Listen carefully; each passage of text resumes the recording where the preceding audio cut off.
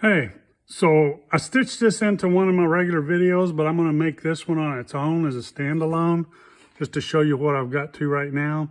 This is the SEM primer versus a Shopline primer with the Flex additive added into it. And I've done a lot of these cars and noses, the urethane bumpers on Trans Ams, and I've had, I usually do them, and then I've seen cars I've had painted for 5 years. There's no problem because I painted them, I put them on, and then they're done.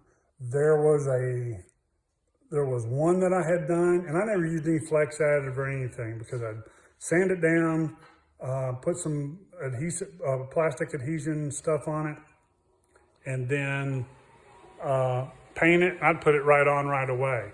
This car gave me a little bit of pause. I was actually going to try to get it painted before it got too cold, but it turned cold on me, so I decided I'm just going to build the frame, build everything else I need to do, got to finish the motor, and then we'll do that. And since I had that time, I wanted, and I still may just end up getting this all together and painting and put it on, but right now, in the last month, I actually thought I might get some pieces done and then decided to wait.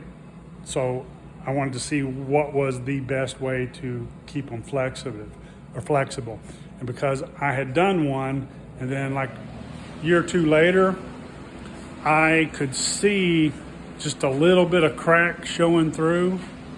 And when I push on it, it might have been on a rear bumper, I could actually hear some cracking. So it wasn't the clear that was cracking, but it was something under it, one of the primers I'd used. And like I said, I didn't use a flex, and I didn't flex it much. It's just you pushed in on it with my thumb and I could hear it. So I knew it was very hard. And, lessons learned. It was years ago. So what I did now, since I'm going to sand that nose piece down, that nose piece, I'm going to take them all the way down because they've got some spider cracks in them. And usually I just take 80 grit on a DA, and I'll sand those with the DA. When it hits the rubber, it stops. But if you go ahead and use sharp DA paper, 80 grit, you can take those spider cracks out without gouging it. So don't get on there and try to, grind it off, because then you just get waves and everything looks like crap. But what I did do here is I went ahead and ordered some SEM, the Flex stuff, and I sanded off the front of the rear bumper, and then I just set it up to do some experiments. I did SEM I sanded this side till the spider cracks were gone. This side I left the cracks. This was the Shopline, and this side I sanded it smooth till the cracks were gone, and this side I left them. And then this side, it was cracked pretty bad, so I went ahead and sanded it down. I don't care if it was smooth, I just wanted to see if the stuff would bridge cracks or anything like that. So I just did a couple places all the way around the top. I did the same thing. So this side is SEM, and I did this 3 days ago, and I'm going to sand it. I actually put it on a little heavy because I wanted to see if that mattered a lot too. But one thing right away that jumped out at me is while I was doing, get my chair up here, while I did these little strips of paint, this one was SEM. And if I start bending this, you can see there's two there already, but if I start bending that, it snaps. And I'm not getting 20 degrees out of that, maybe 30. Now, I know you're not going to bend a bumper that far. It's just meant to flex. You flex it trying to get it on. And with the SEM, it's hard to do with one hand, but I've already played with this. I've bent it as much as I would, you know, to stretch it onto something, you're not going to bend it any more than that. And right now, even when I put it on thick, you can still flex it. Now this has been 3 days, and I'm going to go longer. We'll do a follow-up. But this regular primer here, the shop line with the flex additive, I put it on very thick. There's like three coats on here, and I can damn near bend this and it don't crack. Matter of fact, I'm going to try to fold this in half.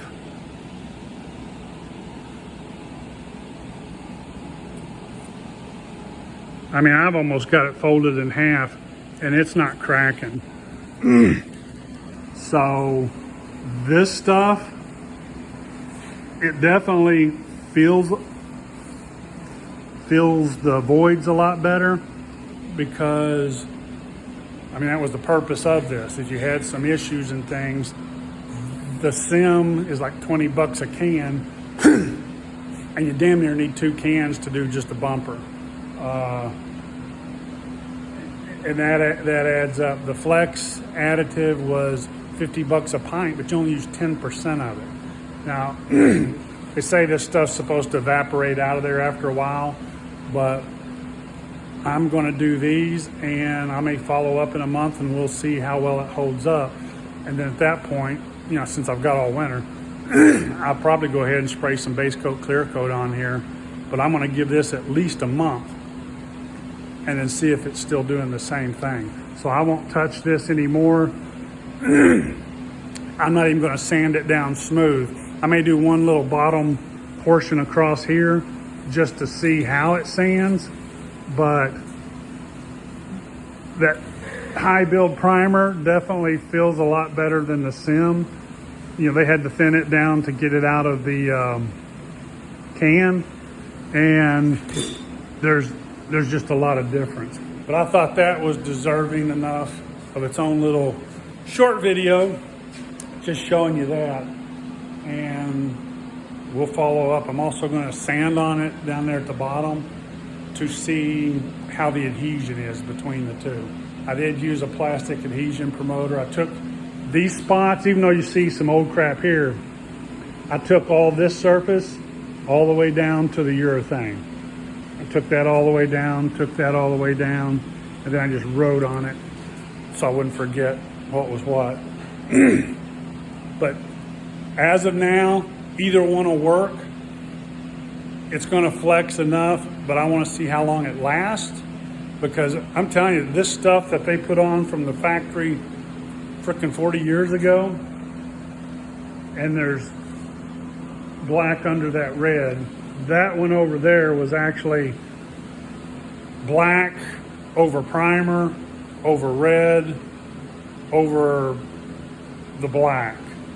And I think the black is the factory. And that stuff is still flexible, because it'll actually gum up on the DA. It'll gum it up.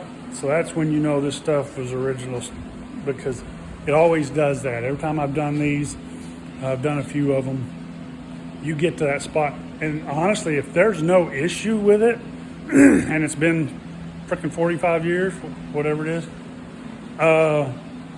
why even bother taking it down? The only reason I would is if I've got to sand down to remove some spider cracks, I may just take it all the way down, because it's not that big a deal.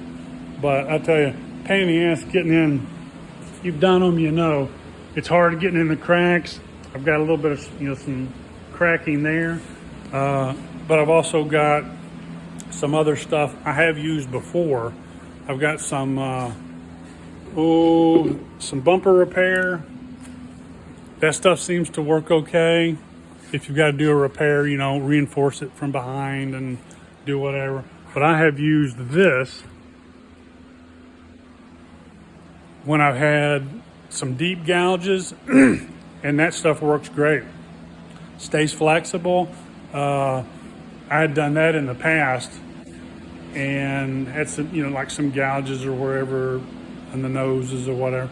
And not real deep, nothing more than maybe 1/16 of an inch, because the whole urethane itself ain't much thicker than that. But it filled, it feathered, it stayed flexible, so I'm not concerned with that. I just wanted to see which of the overall primers is going to do me better. And right now it seems like, I bought Shopline because I couldn't find any on me. I've ran, I think it was K36 I used 20 years ago. That stuff seemed to work good, but you can use whatever you want. I'm just working off a Shopline with a flex additive, like I said, because that's all I could get. I had to order a clear. I went ahead and ordered my clear some 2021. I found it in California because it was $600 to $800 a freaking gallon with hardener around here, and that's just ridiculous. So I found some online, bought 2 gallons of it. Should have bought more because this 2021 I really like. But that's it.